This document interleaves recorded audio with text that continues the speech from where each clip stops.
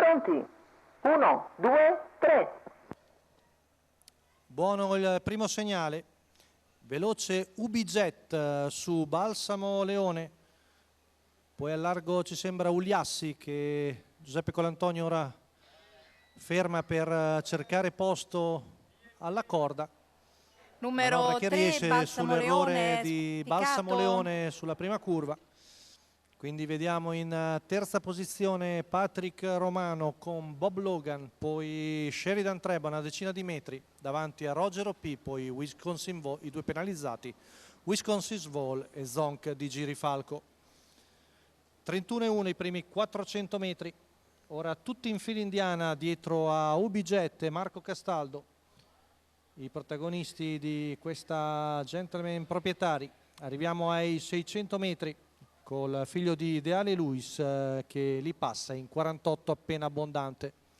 La prima mossa è quella di Roger O'P in anticipo su Wisconsin Vol, che a sua volta viene anticipato da Bob Logan, che però si butta di galoppo.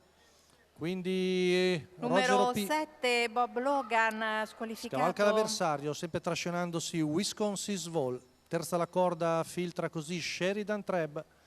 Tanto ormai siamo in prossimità del primo chilometro, passato da UbiJet in 1,29. Secondo passaggio davanti alle tribune, UbiJet, Uliassi e Sheridan Treb. Questo è il treno interno. Intanto rompe gli indugi Bartolomeo in Gardia con Zonk di Girifalco e avanza in terza ruota.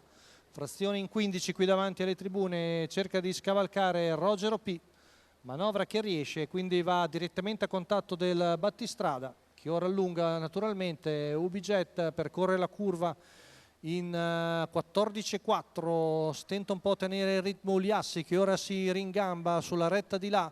Entra ora in scena Matteo Zaccherini con Wisconsin Vol che sposta a sua volta in terza ruota. Siamo a 400 metri dalla fine.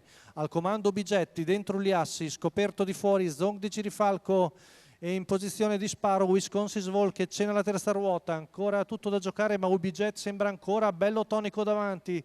Ultima curva passata dal figlio di Ideale Luis in 14,8, retta d'arrivo, l'allungo di UbiJet con Wisconsin Vol in terza ruota, di dentro ancora Uliassi, ma UbiJet viene a vincere molto bene, rivisto in gran ordine. Per il secondo posto sono vicini Wisconsin Vol e Uliassi, al quarto Zonk di Girifalco. Quindi bella vittoria per UbiJet, Marco Castaldo, training di Massimiliano, colori ovviamente i suoi. Viene a vincere in corsa di testa UbiJet molto bene. Rivediamolo, rivisto in bell'assetto dopo lungo tempo. UbiJet viene a vincere molto bene.